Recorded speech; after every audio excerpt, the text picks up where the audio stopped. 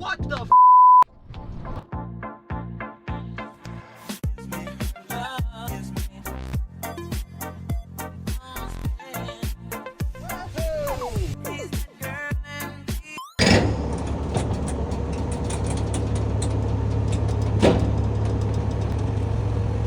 This car, from what I could tell in the pictures, the fenders were, this one not damaged at all, this headlight not damaged. I need a hood.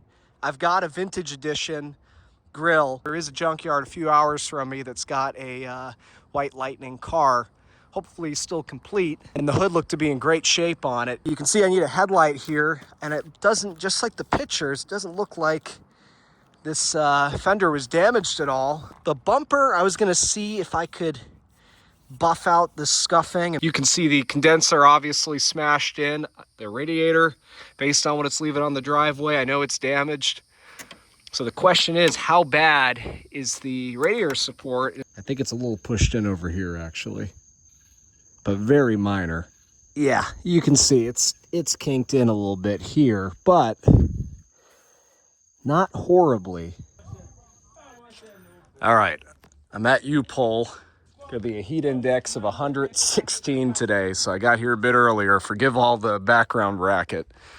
So I got real lucky. Obviously I saw this online before I came out here, but this is, and as you probably know if you're watching this video, White Lightning, the color of my car, 2005 only color. So it's not, at least on this body, Deville, it ran into later years, but not particularly easy to find. Well, a couple hours from my house, we've got a White Lightning, and it's got what appears to be, so far, a mint hood. Someone took the ornament, but honestly, that's not a big deal. Just to be able to get a hood. And this car's been here for months. Yeah, this hood's in really good shape. And the bumper, it's you know, it's got some cracking in the paint just from it being bumped into. Mine's got a lot of paint transfer on it. So I don't know, I'll have to look at the pictures and see which one I think is better overall. But I've got my hood, that's the key thing. And I got a nice, pretty clean headlight off of 2001. I don't know, my car I think is, yeah, my car's base, so it doesn't have HIDs. So that'll work just fine. I need the latches too, let me get to it. So right now I'm gonna go ahead and detach the AC lines that go into the condenser. Want to unhook the E-fans from the radiator. I'm going to pull the air box out because I do want to hammer out this radiator support, straighten it out. I'm going to replace it, but again, I need to get everything lined up. I'll keep you guys posted. Condenser came out real quick and easy. I've got that over here. And then the radiator, as soon as I pulled off the upper hose, I was pleasantly surprised that a bunch of coolant came gushing out of both the engine and the radiator. I'm more optimistic now that this was not overheated, although remember, the North Star is designed to run without coolant for, I think it's 60 miles. Right, Tulip? So anyways, I just got to undo the quick connect lines there for the oil cooler. Should be able to pop this right out. So you can see I've got the radiator out. Where did I put it? Over here. Nice clean coolant. Very clean coolant. Deck's cool, not super ideal. If you know, you know, but at least when you see it clean, and that's not the original deck's cool. And that's the issue a lot of times with these low mileage Cadillacs is nobody thinks to change it out. It's supposed to be, I think, a 10-year, 150,000 mile coolant. That's way too long, realistically. If you know, you know. I saw some oil underneath this car, which is very typical. North Stars, if they're not leaking, there's no oil in them. But it seems like the majority of that leak is coming from the valve covers. That does mean that I'm not going to be able to throw this thing right back together. I want to leave it apart for the easy access to do the valve cover gaskets. Now's the time to do all this stuff while I've got easy access. All right, I've got the air box out of the way. If you didn't know, on these cars, the computer, your engine computer, is stored in the air box. There's a special compartment for it. You can see just how nice and shiny and clean this one is. I've got a Deville in my garage over here that's, I don't want to give too much away, but one's got a special computer in it. So now we can really see the extent of the damage, and it's minor, but you can see how it also pushed in this area here a bit, kind of this back area where the headlight pops in. So I've got that side for reference. I've got a not crashed one in the garage for reference. This doesn't have to be perfect, but I damn sure like it to be. All right, so I tried to film it, but I just couldn't set the camera up anywhere without it falling over. If this was not a replaceable radiator support with the 4 bolts, I would just leave it in there and use it as is. And I think I've got it about 98%. It may need to come out a hair bit more. You can see how they pretty much run parallel to each other, whereas before it was like this. So again, it's close enough. Yeah, I told you there was still a ton of coolant in this thing coming out of both the upper and the lower radiator hoses. Let's put that guy there. And even this area here straightened out. From those 2 measurement spots on each side, I'm getting the same measurement. Valve cover gaskets on these engines, there's just, you know, there's a lot of stuff in the way, but that's why I want to do this now, because I've got the whole front end disassembled and I don't have a hood on it, so I can get into the back easier. The reason you undo that bracket, which inevitably you're going to have to anyway to pull off the valve cover, but if you do the bracket first, instead of moving this first, it allows you to move this enough once you've disconnected this hose, and you can push it to the side, and then you have easier access to the 2 10mm nuts that hold the actual valve on to the hose. Now, I'm not saying it's still super easy. It really helps to have an electric ratchet. Here we are, a few minutes later, I've got that off. Now, typically it would be a good idea to replace this gasket. I always forget to order it. Now I've got the bracket. To be honest with you, that's the biggest thing that's going to be in your way in terms of removing the rear valve cover. These 2 guys here, and what these studs do, they have 2 purposes. They hold this down, and they also help mount the beauty cover. Those are the 2 mounts right there on the intake. So to get these out, if you got a 10mm deep socket, problem is, including the case with my deep sockets, is they won't get past this bump here on the top. So I just use a 10mm wrench, break it loose. After that, you can spin it out by hand, no problem. Then you got 2 more 10mm bolts that are holding down this bracket. Those you can just buzz right out if you got a ratchet, or obviously you can manually ratchet them out.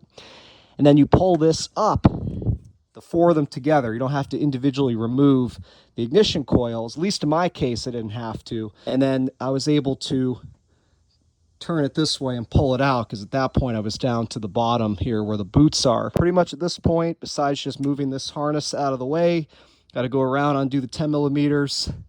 I think that's it. I don't think I have to mess with that bracket there. I'll find out when I get there.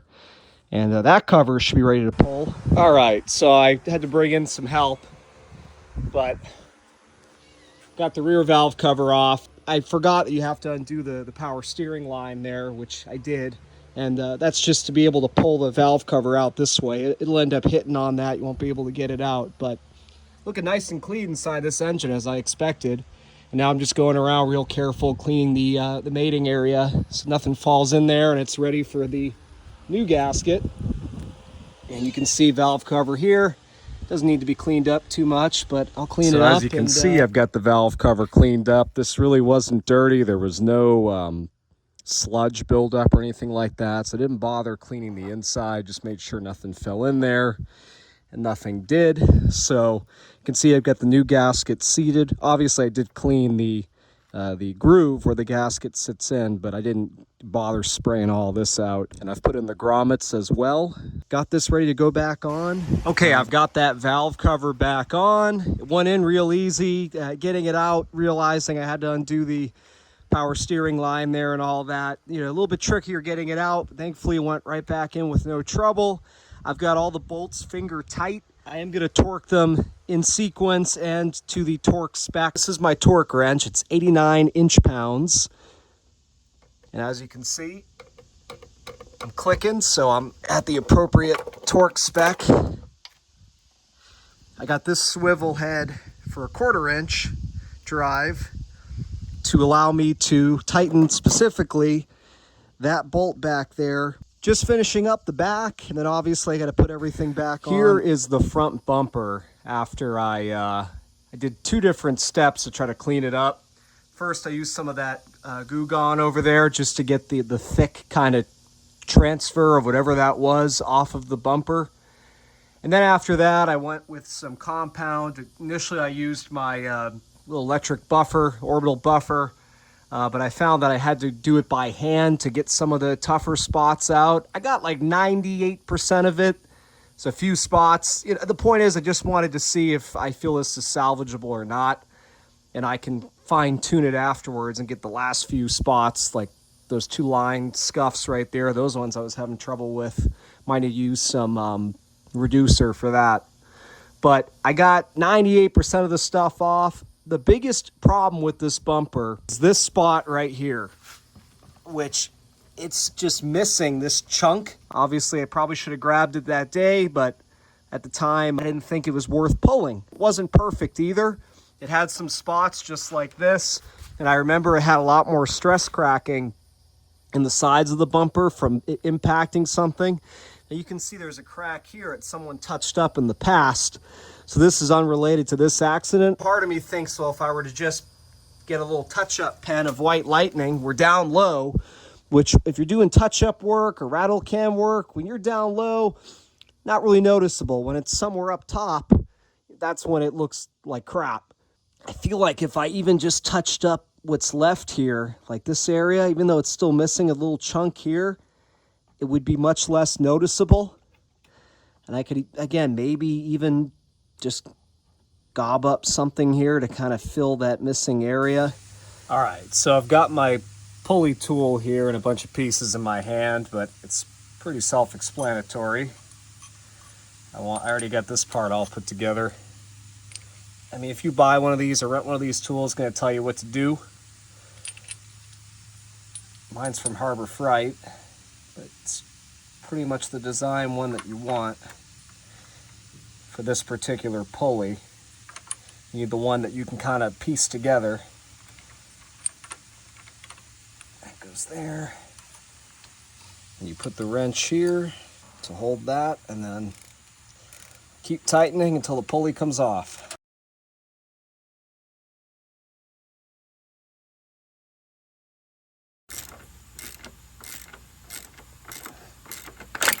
And there we go.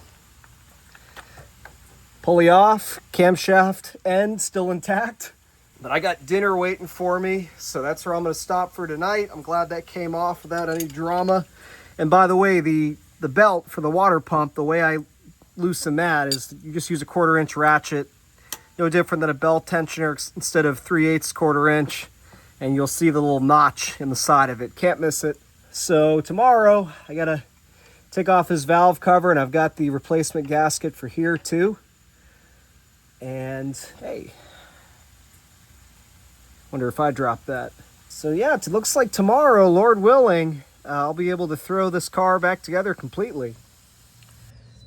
All right, next day, as I predicted last night when I popped off this pulley, I figured the rest of this would come off real easy. Buzzed out all the other 10mm bolts. Now I'm just removing the tensioner for the water pump belt because it's in the way of the last 10mm bolt. And then at that point, well, I forgot to pull out the ignition coils. This should just lift right out. Again, in my circumstances, because I've got the radiator fans and all that out of the way. Some of you might say, Al, don't you think right now is a good time to change the water pump? This is not hard to get to, nor is it difficult to change, even if this car were all put back together.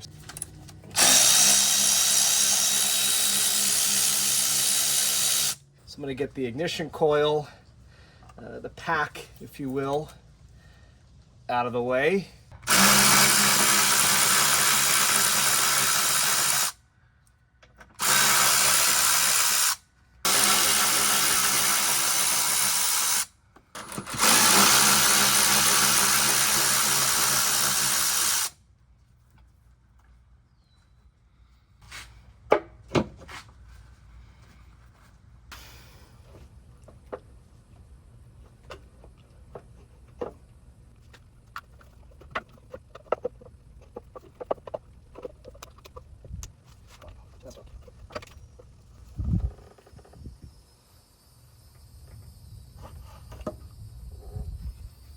All right, valve cover's off. Nice clean engine inside. You love to see it.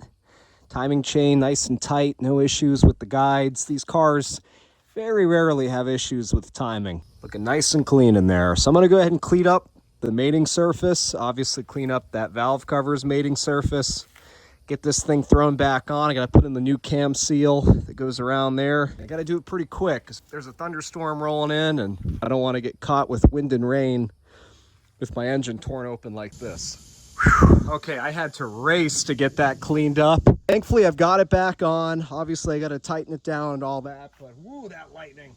I still have to put the cam gasket on here on the side. I did notice, and this isn't from me, you'll see it, this valve cover is actually defective. You see how odd that grommet's sitting in there? You can see where it's cracked. So I don't know what happened there. If this valve cover's been off before, somebody must have ran the bolt down real hard and cracked it. At this point, I gotta just get this thing buttoned up. All right, this is exactly what I was worried about. This is getting ready to do something. I don't have this done, but I've got it fastened down enough where nothing's gonna get in there. I'll come back out here afterwards. Hopefully this doesn't last too long and finish this up.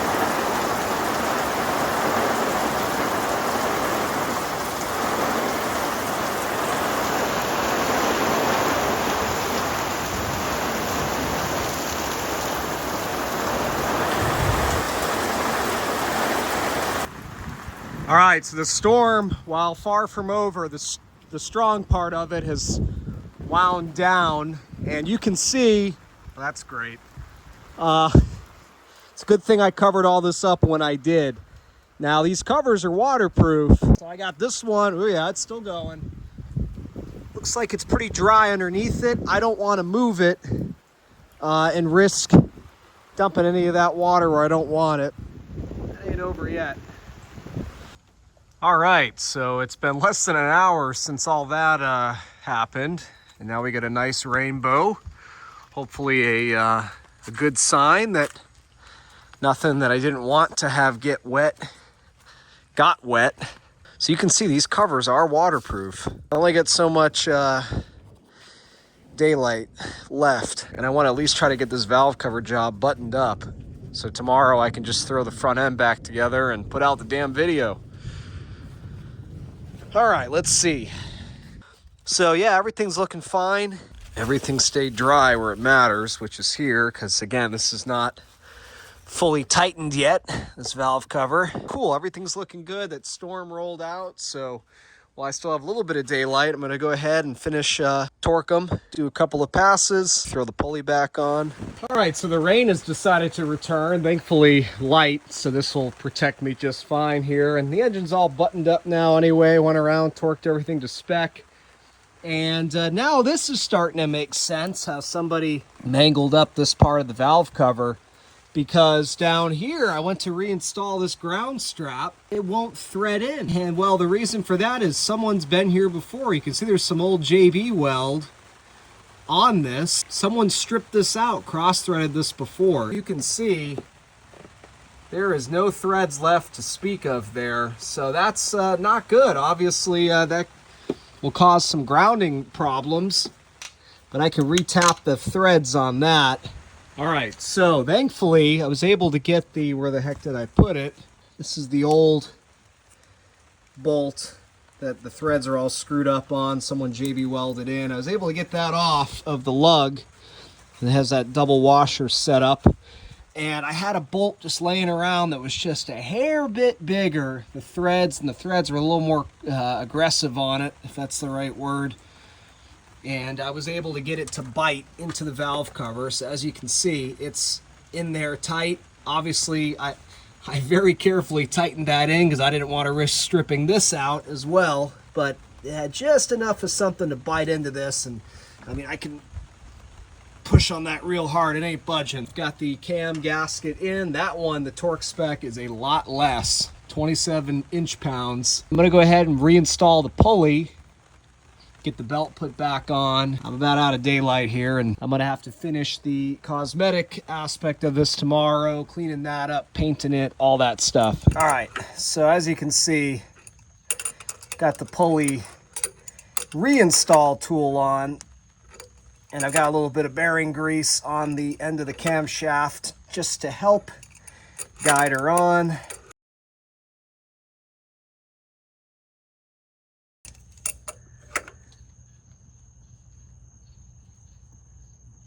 Okay, I think that's it. I think she's telling me no more. So let me go ahead and get this tool off. I'm gonna throw the belt back on and I'm gonna call it a night. So I've been fitting the replacement radiator support. You can see I did a little bit of rust converter there, and in those areas, I don't know what it is with these cars. I guess that's just an area where moisture and road debris gets trapped. They always rust in that area behind the headlights. So I sanded off the real ugly stuff, rust converter on the rest. Same on the, I know it's not that pretty, I put it on a little too heavy. But this is the replacement radiator support, upper radiator support I got from the junkyard. You can see nice and straight. I didn't get it on video, but I used a sledgehammer to bring this corner back out because it was pushed in this way. And being that this was able to pop right on by hand, obviously I've got it very, very close. I also sprayed these brake lines down here with some fluid film because this is an area where, again, a lot of crap from the road gets trapped. Not that I'm in a salt climate, but you can see they've got some surface rust on them and I don't want them to get any worse. All right, so off camera, I have my neighbor help me put the hood on. And those are replacement hinges. Those are off the same car as the hood. Overall, very good fitment. And I haven't even made any adjustments. You can see, for example, a little tight right here, and then this is sticking out a little bit too much. This side, we're perfect in that sense, but too big of a gap. So I got to make some small adjustments to the hinges, but I'm going to go ahead and play around with this a little bit. Probably going to throw that headlight in as well. It should help me line everything up. So if you look, pretty damn spot on. I may still fine tune a few things, but I need to just finish getting this car put together. I'm stressing too much over little tiny adjustments. So slowly but surely coming along. Okay, I jumped ahead a bit off camera. I want to get this wrapped up today. I went ahead and threw in the electric fans, which these are the ones that were in the car when I bought it. They were not damaged in the accident. I did replace, obviously, the radiator and the condenser. These I got from the junkyard. This radiator was 50 bucks out the door. This condenser was 35. And of course, being that they're used parts, there's no guarantee that they won't leak, but visually looking at them, there's not a single fin on either of these that are damaged. I pulled this out of a 2000 model year car. The same one I got this headlight from, which it's technically not the correct headlight for this car, but it was the cleanest headlight in the junkyard. So I'm fairly confident in these. I did go ahead and change the hose clamps for the radiator. I don't particularly mind these ones, but they're very tough to access. If I ever have to take this out again, it's a lot easier with these clamps. I can just stick an extension down there with an 8mm socket and buzz those right off. Radiator support's all bolted down. So I think that's it. I've already got the grill and the hood ornament on, but I don't want to reveal that yet until I do the final walk around of the vehicle. So I have to put the air box back in, tidy up this weather stripping. And of course, I got to put on the hood latch. There's the bracket that goes over the radiator and everything here. So I'm going to go ahead, jump back into this. Okay, I've got the bottom of the air box in, the computer back in the air box where it goes. Harness strapped in. Got to put the top half on now.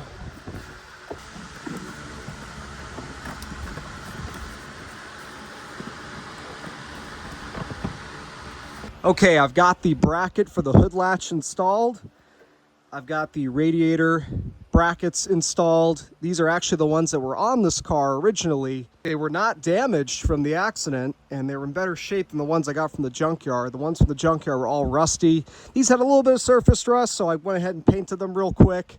They get covered up by the beauty cover anyway. I'm gonna put the latch on now. Now this is a replacement bracket. This is the one that was on the car. It's bent. I could have bent it back into shape, but they didn't even charge me for that at the junkyard. I've got the hood latch installed. Let's see what happens. See if it looks like it's gonna catch correctly. I've got the cable popped.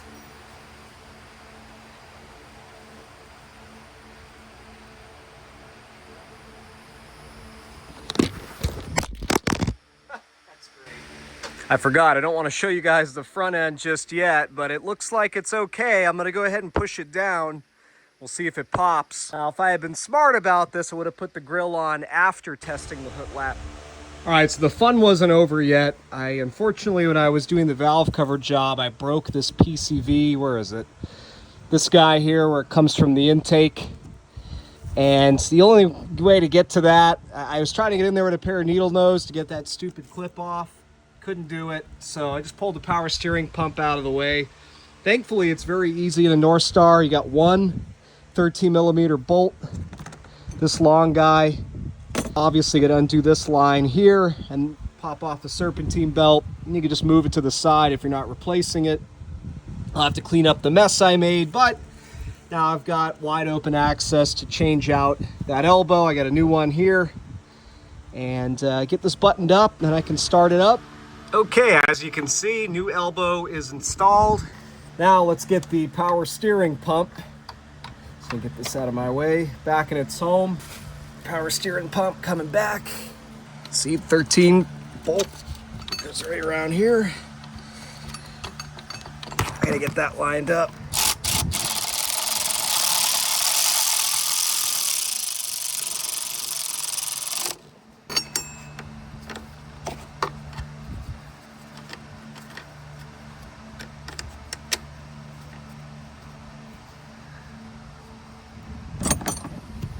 Okay, I've got that power steering pump re-secured, tightened up, topped off the fluid.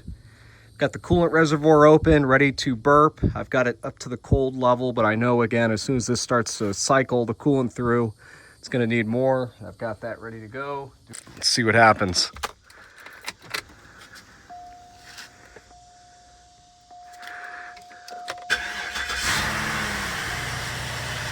Well, she did start right up. We'll see if you have a check engine light of any kind. Well, not yet. It's a good sign because, again, I didn't disconnect the battery. I'm going to put the heat, all the way up for the burping and bleeding procedure here of the cooling system. Defrost.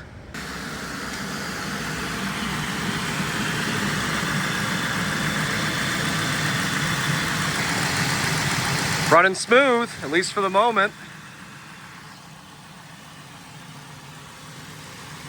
Belt's not squealing. I guess I did get enough of the fluid off and ain't leaking there. That's just for me cleaning everything.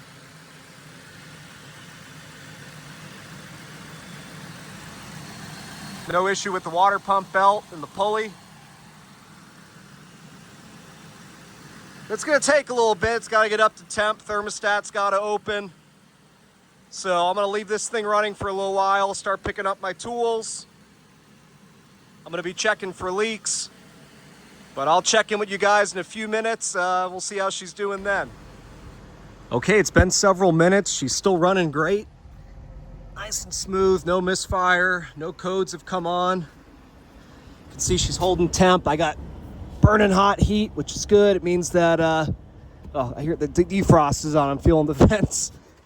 Means I don't have any issues with air in the system, at least not severely. You can see that pops the hood, no problem. Oh, and here's the big reveal.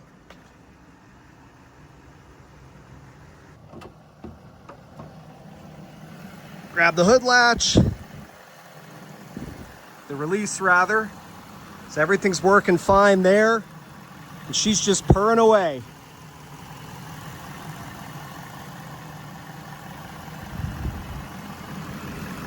I'm gonna clean this thing up a little bit. It's been sitting under the cover as I've worked on it, so it's gotten a little bit dingy. Pull her out into the sunlight. We'll do a final walk around and conclude the rebuild on this beautiful limited edition, now limited vintage edition Cadillac Deville. Okay, so I think I might have found a spot to catch the last bit of sunlight for the day, because this car absolutely needs to be seen in the sunlight to be appreciated, including that junkyard hood I picked up in color in the white lightning. Now, unfortunately, there's not much sun left. You can see it's a little bit overcast, but I did definitely want to wrap this video up today. I've been wanting to get this video out to you guys. I put out part 1 a little over a week ago. Wanted to have part 2 out for you this past Friday. Just been busy, haven't been able to get around to finishing up this car until now. Here she is, all buttoned up, running great, front end complete, put together. The headlight, which is off of I think I pulled it off of a 2000 or a 2001. You can see there's a slight difference in the directional lens. I don't know if it's just the bulb or what, but there is a difference regardless between the two. I did quickly polish up this headlight. It has a slight bit of yellowing on the top, and now you can see it looks just as good as the one that was on the car on the passenger side. And I didn't even sand it, I just compounded it quick. That's why I bought this headlight, even though it was the wrong year headlight, just because it was in such good shape. I'm gonna spend 30 bucks on a used headlight. I want the best one you got. But you can see, I pointed it out earlier, there's a difference in the way the bulbs are in the headlights. You see how they have this chrome housing over the bulb? And on this side, the bottom doesn't by design. But also you can see it's a little more orange where the blinker is versus this side. And it looks like the bulb is orange over here, like that side. So maybe it's slightly different inside the housing. Somebody will correct me. Hardly noticeable. You probably wouldn't have noticed it unless I pointed it out, or maybe you would have, but that's the only thing that I need to dial in on this car. And it's certainly not urgent. The headlight does work. It's the same connector, same pins. Turn the lights on so you can see. So functionality wise, no issue there. And you can see that junkyard hood. It's remarkable how nice of condition this hood was in. Good condition for this hood is an understatement. Good, the sun's giving me a little bit of something here now. Look at the paint. First of all, like I said, it is white lightning, not white diamond. You can see the goldish tint to the in the color there. Dead match with the fenders, which I didn't change obviously. But look at the condition of this hood. There is not a rock chip, a ding, nothing. It is in absolutely perfect condition, which is crazy because the car it came off of otherwise was pretty much roached out. And what I love about this hood in particular is that I was able to now put a hood ornament on the car. That's not to say I couldn't have drilled a hole in a non-hood ornament hood, but you're never going to get that nice perfect hole to mount the hood ornament that you would in a factory drilled hood. So I love that this car now has a hood ornament. I was never a big fan of that limited edition grille with the massive Cadillac logo, the modern Cadillac logo. To me, it looked too sporty, especially on this car, which as you see has this aftermarket beautiful top. It gives the car much more of a classy look, not a sporty look, especially with the white walls, with the chrome wheels, with the limited interior, in my opinion. It's much more of a Brougham look, if you know what I mean, in the sense of being extra luxurious versus, say, the look of an STS that is much more European and sporty. So I love now that this car has not only a hood ornament, but that E&G grill I've had laying around, which cleaned up beautifully. When I saw this car on Copart, and I have to thank my friend Anthony, who is the one who actually sent it to me.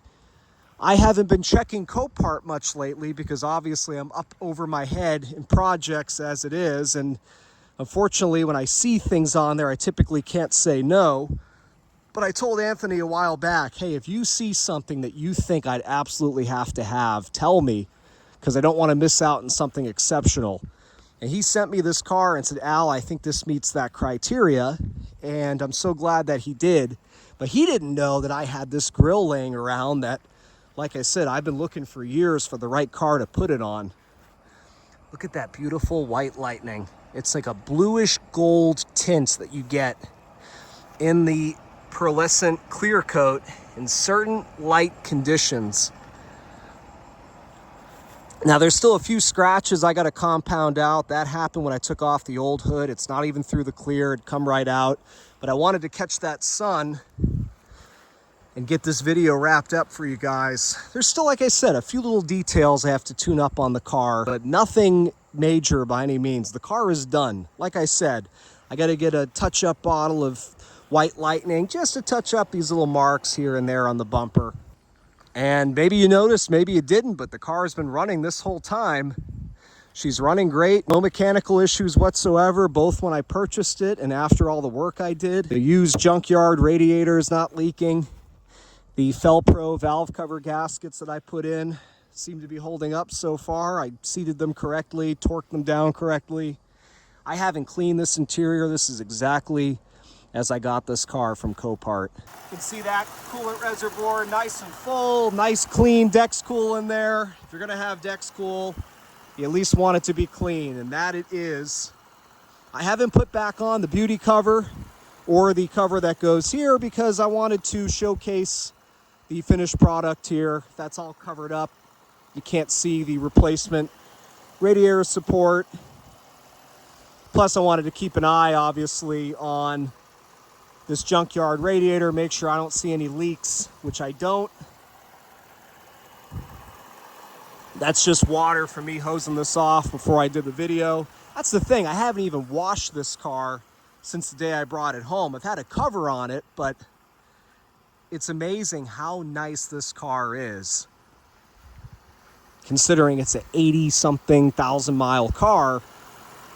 I'm not saying an 80,000 mile car can't be nice, but this car presents like a 50,000 mile car, in my opinion, even after its accident. Can't get over that grill. Like I said, it's for me, been waiting a long time to see that on a car. Anyways, guys, that's going to do it on this car for right now. If I do anything else interesting with it in terms of upgrades or further repairs worth making a video of, I most certainly will. But I think going on from here, it's going to be uneventful with this car. Just drive it, enjoy it, protect it, keep it as nice as you see it right now. Man, look at that sun hitting it now. I'll tell you what, every time I drive a car like this, a lot of you know the feeling, I'm sure. It feels so good to be driving a car that you saved from certain death. And there's a satisfaction that comes from that that you can't get from going out and buying the nicest car on the market. Let's do one more thing here to close out the video. This car can officially rest easy. You can see me getting swarmed by flies here. It's that time of day. Promise it's not a hygiene issue. I actually just got out of the shower. This car does not need this anymore. She's ready for the open road again. By the way, to me, there's nothing like seeing that hood ornament standing tall, standing proud on the hood of a Cadillac. Like I said, if it's an STS, don't need it, wouldn't want it on there. But on this car, I feel like it was naked without that hood ornament before. So I love to see that on there. I think it really transformed the car. Even if it didn't have the vintage edition E&G grille, I think the hood ornament is a major improvement on this car. Thanks for watching and keep an eye out for the next one. Plenty more coming.